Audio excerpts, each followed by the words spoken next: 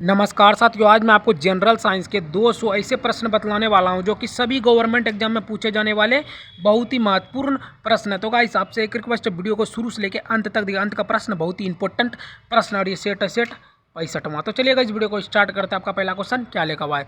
स्लोरोफॉर्म का आविष्कार किसने किया?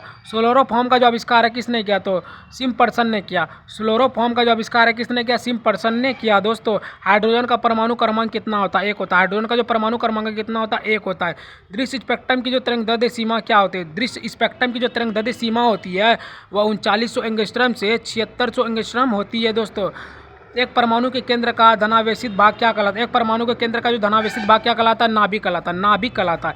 अगला क्वेश्चन की बात करते हैं दोस्तों। 5वां नंबर क्वेश्चन क्या कर रहा है दोस्तों? गॉड पार्टिकल किससे कहा जाता है? गॉड पार्टिकल किसे कहा जाता है? हिग्स बोसॉन को। गॉड पार्टिकल किसे कहा जाता है? हिग्स बोसॉन को कहा जाता है। तो सीवी रमन को भौतिक का नोबेल पुरस्कार कब मिला? 1930 में मिला। सीवी रमन को भौतिक का जो नोबेल पुरस्कार कब मिला? 1930 में मिला। दोस्तों, श्वेत प्रकाश को नली में कैसे उत्पन्न किया था? तंतु को गर्म करके। श्वेत प्रकाश को नली में कैसे उत्पन्न किया था? तंतु को गर्म करके किया था उत्पन्न। क्या लगा? आइंस्टीन को नोबेल पुरस्कार किस प्रभाव के लिए मिला? तो प्रकाश विद्युत प्रभाव के लिए मिला। आइंस्टीन को नोबेल पुरस्कार किस प्रभाव के लिए जो मिला? तो प्रकाश की विद्युत प्रभाव के लिए मिला। अगला क्वेश्चन की बात करते हैं। 9वां नंबर क्वेश्चन क्या कर रहा है दोस्तों?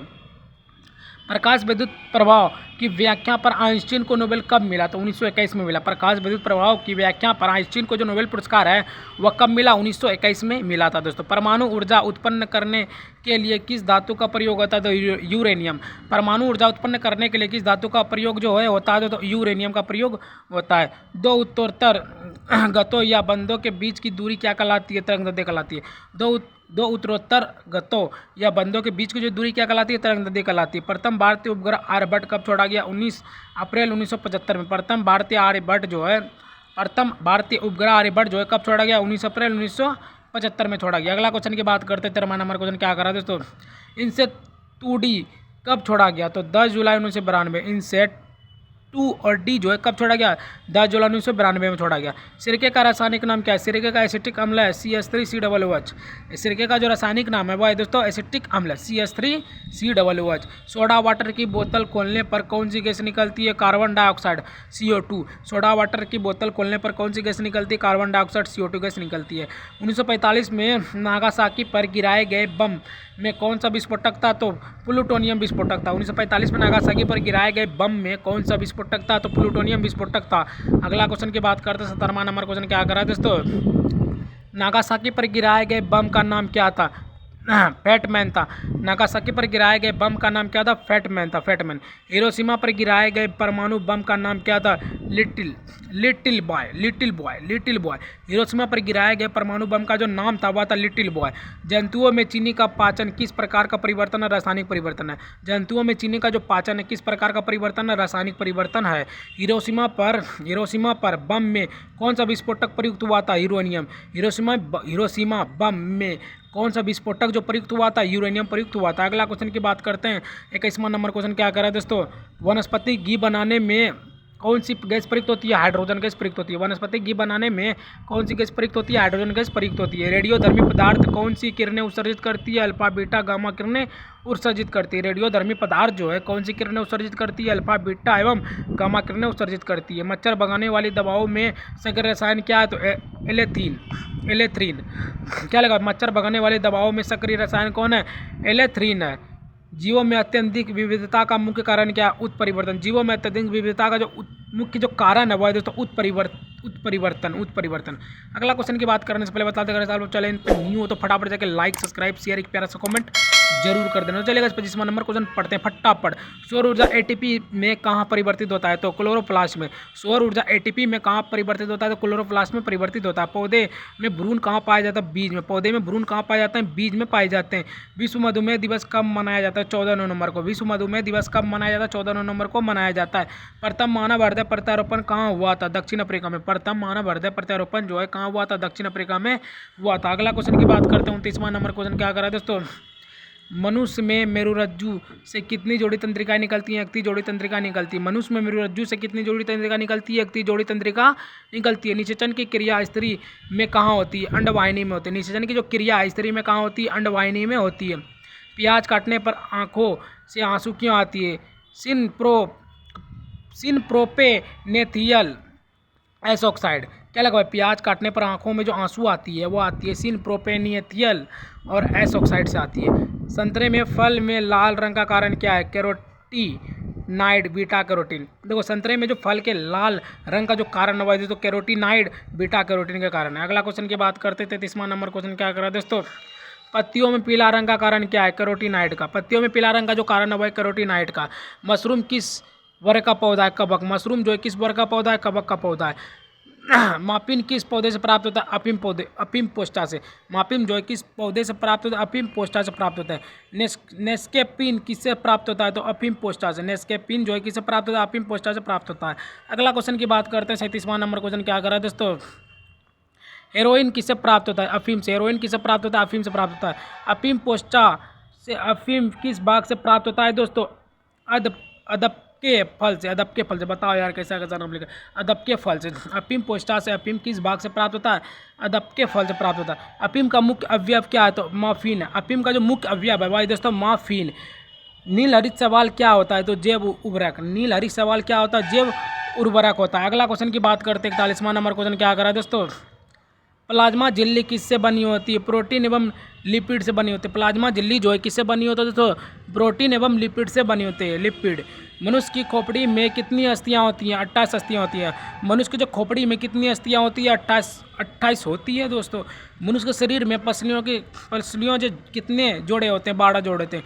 मनुष्य के शरीर में पसलियों के कितने जोड़े होते हैं, 12 जोड़े होते हैं। रक्त का मुख्य कार्य क्या है, रक्त का जो मुख्य कार्य है दोस्तों वही शरीर के ऑक्सीजन पहुंचाना। शरीर को ऑक्सीजन पहुंचाना यही रक्त का मुख्य कार्य।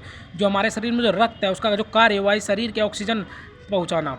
अगला क्वेश्चन की बात करते हैं, 45वां नंबर क्वेश्चन क्या कर रहा है दोस्तों, वृद्धावस्था में रक्तदाब क्यों बढ़ जाता है। वृद्धावस्था में रक्तदाब जो है क्यों बढ़ जाता है, रक्तवाहिनियों की कठोरता से। रक्तवाहिनियों की कठोरता से जो है वृद्धावस्था में रक्तदाब बढ़ जाता है।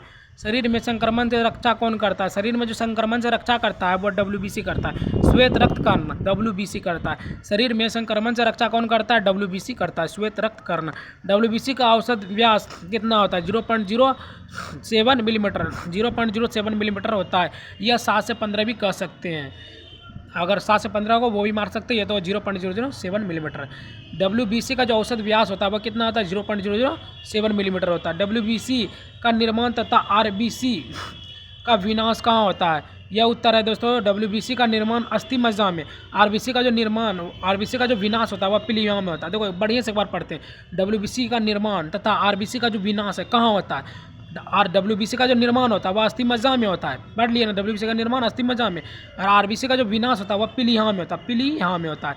अगला क्वेश्चन की बात करते हैं, 49वां नंबर क्वेश्चन क्या करा दोस्तों, रक्त में ग्लूकोज स्तर किस इकाई में मापा जाता है, मिलीग्राम बटा डेसिबल, मिलीग्राम बटा डेसीलीटर, डेसीलीटर। रक्त में ग्लूकोज स्तर किस इकाई में मापा जाता है, तो मिलीग्राम और डेसीलीटर में मापा जाता है। प्लाज्मा में जल का प्रतिशत कितना होता है, लगभग 90%। प्लाज्मा में जल का जो प्रतिशत होता है दोस्तों वो लगभग में 90% होती है। यूरिया को रक्त से कौन पृथक करता है, तो गुर्दा करता है। यूरिया को रक्त से कौन पृथक करता है दोस्तों, गुर्दा करता है।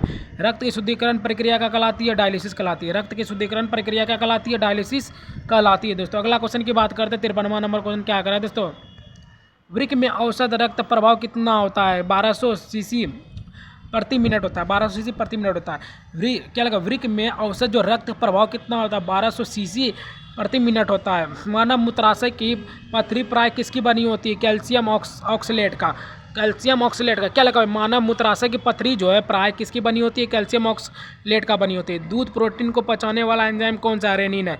दूध प्रोटीन को पचाने वाला जो एंजाइम है वह रेनिन। दूध को खट्टा करने वाला जीवाणु कौन है, लैक्टोबैसिलस। दूध को खट्टा करने वाला जो जीवाणु है वह दोस्तों लैक्टोबैसिलस। अगला क्वेश्चन की बात करते हैं, 57वां नंबर क्वेश्चन क्या कह रहा है, इंसुलिन हार्मोन कहाँ बनता है, अग्नाशय में। इंसुलिन हार्मोन कहाँ बनता है दोस्तों, अग्नाशय में बनता है। यकृत व मांसपेशियों में ऊर्जा किस रूप में संचित होती है, तो ग्लाइकोजन के रूप में संचित होती है। यकृत व मांसपेशियों में ऊर्जा किस रूप में संचित रहती है, ग्लाइकोजन के रूप में संचित रहती है। जब कोई रोग विश्व के बड़े क्षेत्र में फैलता है तो उसे क्या कहते हैं, पैडेमिक कहते हैं। क्या लगा, जब कोई रोग विश्व के बड़े क्षेत्र में फैलता है तो उसे क्या कहते हैं, पैडेमिक कहते हैं, पैडेमिक कहते हैं। पादप कोशिका का बाहरी आवरण क्या कहलाता है, कोशिका भित्ति कहलाता है। पादप कोशिका का बाहरी आवरण क्या कहलाता है, कोशिका भित्ति कहलाता है दोस्तों। अगला क्वेश्चन की बात करते हैं, 61वां नंबर क्वेश्चन क्या कह रहा है दोस्तों, हड्डी में कैल्शियम एवं फास्फोरस की मात्रा को कौन नियंत्रित करता है, पैराथार्मोन हार्मोन नियंत्रित करता है। हड्डी में कैल्शियम एवं फास्फोरस की मात्रा को कौन नियंत्रित करता है? पैराथार्मोन हार्मोन जो है वह नियंत्रित करता है। प्रेगनेंसी हार्मोन किसे कहते हैं? प्रेगनेंसी जो हार्मोन है किसे कहते हैं? प्रोजेस्टेरोन को कहते हैं। प्रोजेस्टेरोन को कहते हैं प्रेगनेंसी हार्मोन। प्रेगनेंसी हार्मोन जो है किसे कहते हैं? प्रोजेस्टेरोन को कहते हैं। प्रोजेस्टेरोन को कहते हैं। गर्भस्थ शिशु का पोषण किसके माध्यम से होता है? तो प्लेसेंटा गर्भस्थ शिशु का पोषण जो है किसके माध्यम से होता है? प्लेसेंटा के माध्यम से होता है। विटामिन डी का प्रमुख स्रोत क्या है? सूर्य के किरण है। विटामिन डी का जो प्रमुख स्रोत है वह है दोस्तों सूर्य के किरणें। सूर्य के किरणें। अगला क्वेश्चन की बात करते हैं दोस्तों। 65वां नंबर क्वेश्चन क्या करा दोस्तों? मनुष्य के एक पैर में कुल कितनी हड्डियां होती है? वह 33 हड्डियां। देखो मनुष्य के पैर में ना पूछ रहा है कितना पैर में, एक पैर में पूछ रहा है। तो एक पैर में पूछेगा ना तो 30 हड्डियां होगा। अगर दो पैर में पूछेगा ना आगे इधर ये दोनों पैर होगा, उस दोनों जोड़ लो, 3 गुना 2 करो 60 हो जाएगा। 30 60 हो गया ना, तो वही है। तो मनुष्य को एक पैर में पूछा 30, दूसरा पैर में पूछेगा 30 60 होगा। मानव शरीर का सबसे कठोर भाग कौन सा है? तो दांत की इनामेल। मानव शरीर का सबसे कठोर भाग कौन है दोस्तों? दांत का इनामेल है। बाल एवं नाखून किन प्रोटीन से बने होते हैं? तो कैरोटीन। बाल एवं नाखून किस प्रोटीन के बने होते हैं? कैरोटीन के बने होते हैं। शरीर के ताप का नियंत्रण मस्तिष्क के किस भाग से होता है? तो हाइपोथैलेमस से होता है। शरीर के ताप का नियंत्रण मस्तिष्क के किस भाग से होता है? हाइपोथैलेमस से होता है। अगला क्वेश्चन की बात करते हैं। 69वां नंबर क्वेश्चन क्या कर रहा है दोस्तों? शरीर का संतुलन मस्तिष्क के किस भाग से होता है? तो अनुमस्तिष्क सेरेब्रम से होता है। क्या लगा भाई? शरीर का जो संतुलन है मस्तिष्क के किस भाग से होता है? तो अनुमस्तिष्क सेरेब्रम से होता है, सेरेबेलम से होता है। सबसे मीठी कृत्रिम शर्करा कौन सी है? सुक्रोलोज। सबसे मीठी कृत्रिम शर्करा जो है कौन सी है? सुक्रोलोज है। सुक्रोलोज। दूध की शर्करा क्या कहलाती है? लैक्टोज कहलाती है। दूध की शर्करा क्या कहलाती है? लैक्टोज कहलाती है। रक्त का कैंसर क्या कहलाता है? ल्यूकेमिया कहलाता है। रक्त का कैंसर क्या कहलाता है दोस्तों? ल्यूकेमिया कहलाता है। अगला क्वेश्चन की बात करते हैं। 73वां नंबर क्वेश्चन क्या कर रहा है दोस्तों? त्वचा का कैंसर क्या कहलाता है? कार्सिनोमा। त्वचा का कैंसर क्या कहलाता है? कार्सिनोमा कहलाता है। आँख के कैंसर को क्या कहते हैं? रेटिनोब्लास्टोमा कहते हैं। आँख के कैंसर को क्या कहते हैं? रेटिनोब्लास्टोमा कहते हैं। मस्तिष्क के कैंसर को क्या कहते हैं दोस्तों? ब्रेन ट्यूमर कहते हैं। मस्तिष्क के कैंसर को क्या कहते हैं? ब्रेन ट्यूमर कहते हैं। रक्त के थक्के ना बनने देने वाला प्रोटीन एंजाइम कौन सा है? तो हिरुडीन है। रक्त के थक्के ना बनने देने वाला जो प्रोटीन एंजाइम है वह दोस्तों हिरुडीन है। हिरुडीन। अगला क्वेश्चन की बात करते हैं। 77वां नंबर क्वेश्चन क्या कह रहा है? तारा मछली में कितनी भुजाएं होती है? 5 भुजाएं होती है। तारा मछली में कितनी भुजाएं होती है? 5 भुजाएं होती है।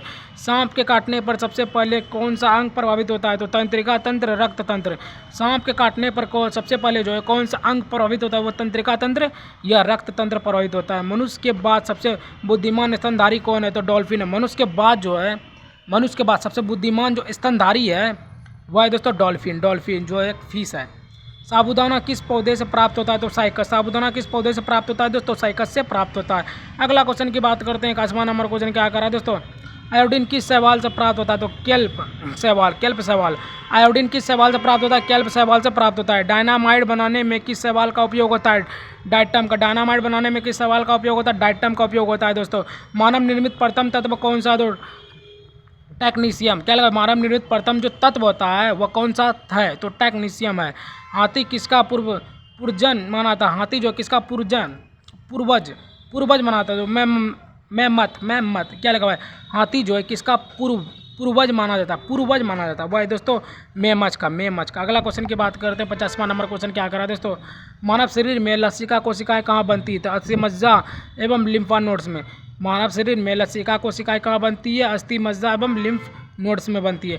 एक स्वस्थ मनुष्य प्रतिदिन कितना मूत्र त्याग करता है? तो लगभग 1.5 लीटर त्याग करता है। एक स्वस्थ मनुष्य प्रतिदिन कितना मूत्र त्याग करता है? तो लगभग 1.5 लीटर जो है त्याग करता है। जीवन काल में कितने दांत 2 बार विकसित होते हैं? तो 20। जीवन काल में कितने दांत जो है 2 बार विकसित होते हैं? तो 20। स्टार्च को ग्लूकोज में बदलने वाला एंजाइम कौन है? तो एमाइलेज। स्टार को ग्लूकोज में बदलने वाला एंजाइम कौन है दोस्तों? एमाइलेज है। अगला क्वेश्चन की बात करते हैं। 89वां नंबर क्वेश्चन क्या कर रहा है दोस्तों? पीत का निर्माण कहाँ होता है? तो यकृत में। पीत का निर्माण कहाँ होता है दोस्तों? यकृत में। पीत का संचयन कहाँ होता है? तो पित्ताशय में होता है। पीत का संचयन कहाँ होता है? पित्ताशय में होता है। जिम्नोस्पर्म किसे कहा जाता है? जिम्नोस्पर्म जो है नग्न बीज वाले पौधा जैसे पाइनस, साइकस और चिलगोजा। देखो जिम्नोस्पर्म किसे कहा जाता है? जिम्नोस्पर्म जो है वह नग्न बीज वाले पौधे को कहा जाता है। जैसे में देखो लो 3 पौधा है, पाइनस है, साइकस है और चिलगोजा है। दियासलाई की तिलियों किस लकड़ी से बनाई जाती है? दियासलाई की जो तिलियाँ हैं किस लकड़ी से बनाई जाती है? पाइनस की लकड़ियों से बनाई जाती है। पाइनस की लकड़ियों से दियासलाई की तिलियाँ बनाई जाती है पाइनस की लकड़ी से। अगला क्वेश्चन की बात करते हैं। 93वां नंबर क्वेश्चन क्या करा दोस्तों? आलू की आंख में कितनी कलिकाएं होती है? 3 कलिकाएं होती है। आलू की आंख में कितनी कलिकाएं होती है? 3 कलिकाएं होती है। धान और गेहूं में किस प्रकार के पुष्प पाए जाते हैं? उभयलिंगी पुष्प पाए जाते हैं। धान और गेहूं में किस प्रकार के पुष्प पाए जाते हैं? तो उभयलिंगी पुष्प पाए जाते हैं। मक्का में परागण कैसे होते हैं? वायु द्वारा। मक्का में परागण कैसे होते हैं? वायु द्वारा होते हैं। पुष्प के किस भाग से फल का निर्माण होता है? तो निषेचन के बाद अंडाशय से। पुष्प के किस भाग से फल प्राप्त होता है? तो निषेचन के बाद अंडाशय से जो है निर्माण होता है। निर्माण पूछ रहा है ना। पुष्प के किस भाग से फल का निर्माण होता है? तो निर्माण होता है निषेचन के बाद अंडाशय से। अगला क्वेश्चन की बात करते हैं। 57वां नंबर क्वेश्चन क्या कर रहा है दोस्तों? चावल गेहूँ मक्का एवं जौ किस प्रकार के फल है? तो कैरियोप्सिन। चावल गेहूँ मक्का एवं जौ किस प्रकार के फल है? कैरियोप्सिन फल है। कैरियोप्सिन फल है। पौधे में रस आरोहण किसके द्वारा होता है? तो जाइलम के द्वारा होता है। पौधे में रस आरोहण किसके द्वारा होता है? जाइलम के द्वारा होता है। प्रतिजैवी मुख्यतः किससे प्राप्त होता है? तो जीवाणुओं द्वारा प्राप्त होता है। क्या लगा? प्रतिजैविक मुख्यतः किससे प्राप्त होता है? तो जीवाणुओं से प्राप्त होता है। केल्विन चक्र कहाँ संपन्न होता है? तो स्टोमा में होता है। केल्विन चक्र कहाँ संपन्न होता है? तो स्टोमा में होता है। अगला क्वेश्चन की बात करते हैं। 101वां नंबर क्वेश्चन क्या कर रहा है दोस्तों? जल के प्रकाश से अपघटन में आवश्यक तत्व कौन से है? तो मैग्नीज प्लस क्लोरोफिल प्लस प्रकाश प्लस जल, ये तीनों है। जल के प्रकाश से अपघटन में आवश्यक तत्व कौन से है? तो मैग्नीज प्लस क्लोरोफिल प्लस प्रकाश प्लस जल। पौधे के संचित भोजन पदार्थों में सर्वाधिक मात्रा किसकी होती है? तो मंड स्टार्च की होती है। पौधे के संचित भोजन पदार्थों में सर्वाधिक मात्रा किसकी होती है? मंड स्टार्च की होती है। वाष्पोत्सर्जन की दर मापने का यंत्र क्या है? पोटोमीटर। वाष्पोत्सर्जन की दर मापने का जो यंत्र है वह है पोटोमीटर। ऑक्टोपस किस संघ का जंतु है? तो मोलस्का संघ का। ऑक्टोपस जो है किस संघ का जंतु है? मोलस्का संघ का जंतु। अगला क्वेश्चन की बात करते हैं। 105वां नंबर क्वेश्चन क्या कर रहा है दोस्तों? मछलियों के हृदय में कितने कक्ष होते हैं? 2। मछलियों के हृदय में कितने कक्ष होते हैं? 2 होते हैं। फन फैलाने वाला सर्प कौन है? कोबरा। फन फैलाने वाला जो सर्प है वह है दोस्तों कोबरा। गेहूँ तथा चावल में कौन सा प्रोटीन पाया जाता है? तो ग्लूटेन। गेहूं तथा चावल में कौन सा प्रोटीन पाया जाता है? ग्लूटेन पाया जाता है। किस विटामिन की कमी से भोजन में रुचि नहीं रहती? विटामिन B1 थायमिन की कमी से जो है भोजन में रुचि नहीं रहती है। अगला क्वेश्चन की बात करते हैं। 109वां नंबर क्वेश्चन क्या कर रहा है दोस्तों? शरीर में भोजन की मात्रा का निर्माण कौन करता है? वृक्क करता है। शरीर में भोजन की मात्रा का जो निर्माण है कौन करता है? वृक्क, किडनी करता है। संतुलित आहार की दृष्टि से प्रतिदिन कितना प्रोटीन लेना चाहिए? तो लगभग 60 ग्राम जो है वयस्क पुरुष प्रोटीन लेना चाहिए प्रति। संतुलित आहार की दृष्टि से प्रतिदिन कितना प्रोटीन लेना चाहिए? तो लगभग 60 ग्राम वयस्क पुरुष लेना चाहिए। किडनी क्या लगा? किडनी में पथरी बनने से कौन रोकता है? तो मैग्नीशियम रोकता है। किडनी में पथरी बनने से कौन रोकता है दोस्तों? मैग्नीशियम रोकता है। मनुष्य में छोटी आंत की लंबाई लगभग कितनी होती है? 6.7 मीटर होती है। मनुष्य में छोटी आंत की लंबाई लगभग कितनी होती है? 6.7 मीटर 7 मिनट होती है। 7 मीटर होती है, सॉरी मीटर पूछ रहा है। तो क्या लगा? मनुष्य के छोटी आंत की जो लंबाई लगभग कितनी होती है? मीटर में पूछा है तो 6.7 मीटर होती है। अगला क्वेश्चन की बात करते हैं। 113वां नंबर क्वेश्चन क्या कर रहा है दोस्तों? दांत की बाहरी कठोर भाग किससे बना होता है? इनेमल से बना होता है। दांत की बाहरी कठोर भाग किससे बना होता है? इनेमल से बना होता है। भूख एवं पित्त का नियंत्रण कौन करता है? तो हाइपोथैलेमस करता है। भूख एवं पित्त का नियंत्रण कौन करता है? हाइपोथैलेमस करता है। मल में दुर्गंध किसके कारण होती है? तो इंडोल एवं स्केटोल के कारण। मल में जो दुर्गंध है किसके कारण होता है? तो इंडोल एवं स्केटोल। इंडोल एवं स्कोटोल। स्कोटोल दो चीज़ है। दोनों कानों में कुल कितनी अस्थियां पाई जाती हैं? 6। दोनों कानों में कुल कितनी अस्थियां पाई जाती है? 2 पाई जाती है। अगला क्वेश्चन की बात करते हैं। 117वां नंबर क्वेश्चन क्या कर रहा है दोस्तों? मानव शरीर में सर्वाधिक अस्थियां किस अंग में होती है? तो हाथ में होती है। मानव शरीर में सर्वाधिक अस्थियां किस अंग में होती है? हाथ में होती है। अस्थियों को आपस में जोड़ने का कार्य कौन करता है? लिंगामेट करता है। अस्थियों को आपस में जोड़ने का कार्य कौन करता है? लिंगामेट करता है। लेक्राइमल अस्थियां कहाँ पाई जाती है? चेहरे फेसियल में। लेक्राइमल अस्थियां कहाँ पाई जाती है? चेहरे फेसियल में पाई जाती है। बाल्यावस्था में अस्थियों का विकास केंद्र क्या होता है? तो कोटिलेज होता है। बाल्यावस्था में अस्थियों का जो विकास केंद्र क्या होता है? कोटिलेज होता है। अगला क्वेश्चन की बात करते हैं। 121वां नंबर क्वेश्चन क्या कर रहा है दोस्तों? वृक्क का कौन सा भाग जो है निस्यंदन फिल्टेंसन डायलिसिस का कार्य करता है? तो कोशिका गुच्छा ग्लोमेरुलस। क्या लगा? वृक्क का जो कौन सा भाग जो है निस्यंदन फिल्टेनस डायलिसिस का कार्य करता है? तो कोशिका गुच्छा करता है। ग्लोमेरुलस। कौन सा विटामिन मूत्र के साथ जो उत्सर्जित करता है? Vitamin C. कौन सा विटामिन जो है मूत्र के साथ उत्सर्जित करता है? विटामिन सी करता है। किस विटामिन को हार्मोन माना जाता है? विटामिन डी को। सूर्य का जो प्रकाश वही विटामिन डी। किस विटामिन को जो हार्मोन माना जाता है? Vitamin D. हृदय की धड़कन को नियंत्रित करने के लिए कौन सा तत्व आवश्यक होता है? वो है पोटासियम। हृदय की धड़कन के लिए नियंत्रित करने के लिए कौन सा तत्व जो है आवश्यक है? तो वह है पोटासियम। अगला क्वेश्चन की बात करते हैं 125वां नंबर क्वेश्चन क्या कर रहा है दोस्तों, नाक से रक्त बहने को क्या कहते हैं? एपिस्टॉक्सिन कहते हैं, एपिस्टॉक्सिस। नाक से रक्त बहने को क्या कहते हैं? एपिटॉक्सिस कहते हैं, एपिटॉक्सिस कहते हैं। रक्त में ग्लूकोज की मात्रा बढ़ने को क्या कहते हैं? हाइपरग्लाइसीमिया कहते हैं, हाइपरग्लाइसीमिया कहते हैं। रक्त में ग्लूकोज की मात्रा बढ़ने पर क्या कहते हैं? हाइपरग्लाइसीमिया कहते हैं, हाइपरग्लाइसीमिया कहते हैं। गर्भधारण में सहायक हार्मोन कौन सा है? तो प्रोजेस्टेरॉन है। गर्भधारण में सहायक हार्मोन कौन है? प्रोजेस्टेरॉन है। कीटों का प्रमुख उत्सर्जन पदार्थ कौन है? यूरिक अम्ल है। कीटों का जो प्रमुख उत्सर्जक जो उत्सर्जी जो पदार्थ है दोस्तों यूरिक अम्ल, यूरिक अम्ल। अगला क्वेश्चन की बात करते हैं 129वां नंबर क्वेश्चन क्या कह रहा है? पक्षियों का उत्सर्जित पदार्थ क्या है? तो यूरिक अम्ल है। पक्षियों का जो उत्सर्जित पदार्थ है वह दोस्तों यूरिक अम्ल है। गाठिया रोग जोड़ों में किस अम्ल के जमाव से होता है? तो यूरिक अम्ल के जमाव से होता है। गाठिया रोग जोड़ों में किस अम्ल के जमाव से होता है? तो यूरिक अम्ल से जमाव के होता है। विश्व में प्लेग रोग की शुरुआत कहाँ से मानी जाती है? चीन से। विश्व में प्लेग रोग की जो शुरुआत है कहाँ से मानी जाती है? चीन से मानी जाती है। फाइलेरिया में मनुष्य की कौन सी ग्रंथि प्रभावित होती है? तो लसिका ग्रंथि प्रभावित होती है। फाइलेरिया में मनुष्य की कौन सी ग्रंथि प्रभावित होती है? लसिका ग्रंथि प्रभावित होती है। अगला क्वेश्चन की बात करते हैं 132वां या 33वां नंबर क्वेश्चन क्या कह रहा है? मलेरिया परजीवी की खोज किसने की थी? ए लेवेरॉन ने की थी। मलेरिया परजीवी की खोज किसने की थी? ए लेवेरॉन ने की थी। ग्राउट क्या है? गाउट क्या है? गाउट GOUT, गाउट क्या है? तो अर्थराइटिस का एक प्रकार। गाउट क्या है? गाउट जो है अर्थराइटिस का एक प्रकार है। हेरोइन का आविष्कार किसने किया था? तो हेनरिक ड्रेसर ने किया था। हेरोइन का जो आविष्कार है किसने किया? हेनरिक ड्रेसर ने किया था। दर्द निवारक दवा एस्प्रिन का आविष्कार किसने किया था? फेलिक्स हॉफमैन ने किया था। फेलिक्स हॉफमैन ने। दर्द निवारक जो दवा है एस्प्रिन का आविष्कार किसने किया? फेलिक्स हॉफमैन ने किया था। अगला क्वेश्चन की बात करते हैं 37वां नंबर क्वेश्चन क्या कर रहा है दोस्तों? कुनेन दवा सिनकोना वृक्ष के किस भाग से प्राप्त होता है? छाल से।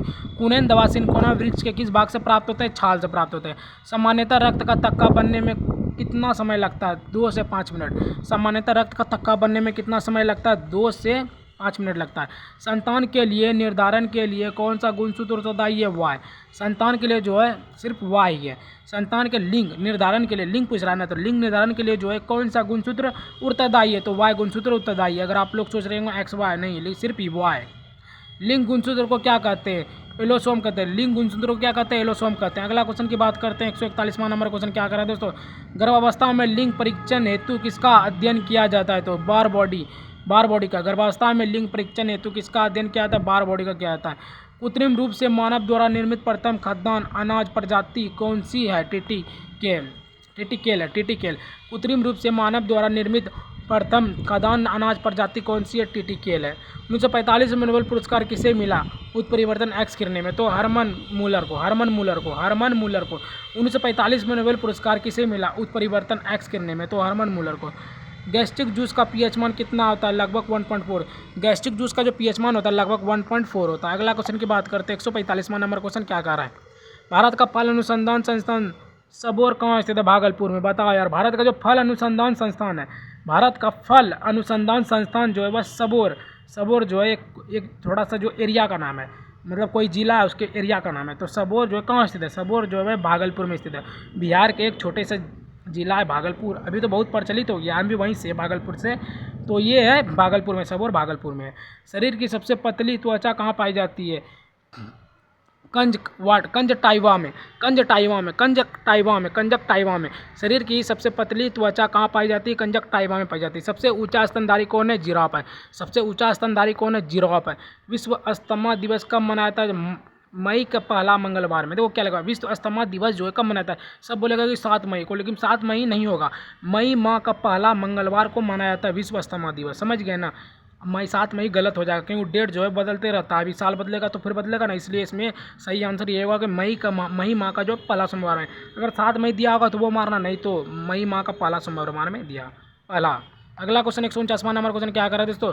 विश्व टीबी दिवस कब मनाया जाता है? टीबी दिवस 24 मार्च। विश्व टीबी दिवस कब मनाया जाता है? 24 मार्च को मनाया जाता है।